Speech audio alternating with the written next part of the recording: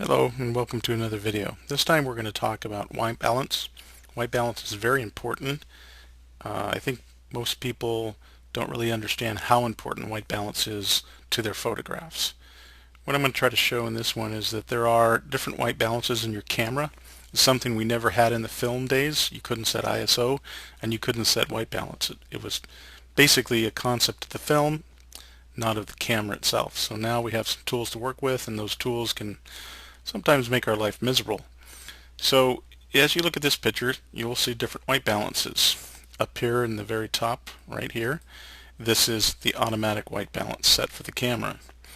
In this photograph, the second one, this is daylight. And in this third one at the top, this is shady. And down here, this is cloudy. Right here in the middle is fluorescent. And then incandescent tungsten. Now, I don't know what the original picture looks like.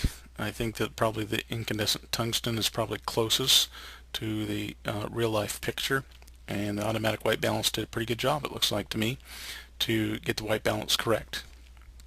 The question is going to be, when you see pictures like these other ones, like the shady one, what's wrong with it? And when you see pictures like this fluorescent one, what's wrong with that one? Well, we like to talk about cool and warm. We talk about photographs, and basically the fluorescent seems to be very cool, meaning it's more headed towards the blue side, and then the shady here looks more warm than natural, which is the red side of the photograph. So there's more reds in the pictures here, there's more blue in the picture here. So we're going to make some modifications here, show you how changes will affect this, and we're just going to come up to adjustments, color balance. So I'm going to kind of move this a little bit out of your view, but the point here is so that you can see these photographs. So let's say that we believe that the automatic white balance over here is correct, and we're going to actually try to make this shady one look more correct to us. And when I look at this here, it looks like it's got too much red in it. If you look at the whites, they look more on the red side. Okay, so we're going to reduce the red, and then we're going to increase the blue, and you will see that that picture up here has gotten a little bit more what we might call correct. Okay, let me turn the preview off. You can see how it goes away. There's lots more red. Looks a little more cleaner. Now you notice that when this one became better, that this one down here got worse. Now this fluorescent one, we've just taken a lot of red out of it, put a lot of blue in it.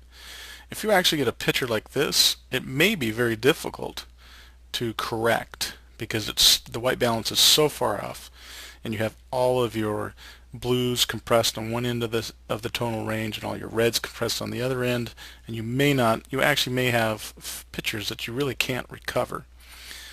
Okay, so that sort of shows how we decrease the warming side. Now we're going to set this back to 0, and now what do we do if we have something that's cool and we want to make it a little bit warmer? Well, it's pretty simple. We're just going to increase this time rather than decrease the red, then we're going to decrease the blue, and as you can see here, the fluorescent picture now looks closer to normal. Okay, I'll turn the preview off. That's what it looked like originally here in the fluorescent, and here we make it a little bit more warmer, and notice that it looks more correct. So I was able to correct this. Now take a look at the shady up here. The shady is the top third one. Look how strong it is in its redness. So that tells you how different these two are. I mean, if you actually look at it, I had plus and minus 30, and since I did it minus 30 on one picture and then plus 30 on the other, that's a huge range that I've modified to get this fluorescent picture to look correct. The problem I think that you have is you start losing your tonality, you start losing your dynamic range. You really lose dynamic range, and that could be very bad for the picture depending on the picture. If it doesn't have a whole lot of dynamic range, then it's probably okay. If it has a lot of dynamic range, you're going to start seeing some weird things. So I know this is a really difficult thing to understand, so this will be just the first video, and I'm going to do another video to try to help you understand white balance, how to correct for it, but mainly what's most important is how to get it right in the camera. Getting it right in the camera is far, far better. Okay?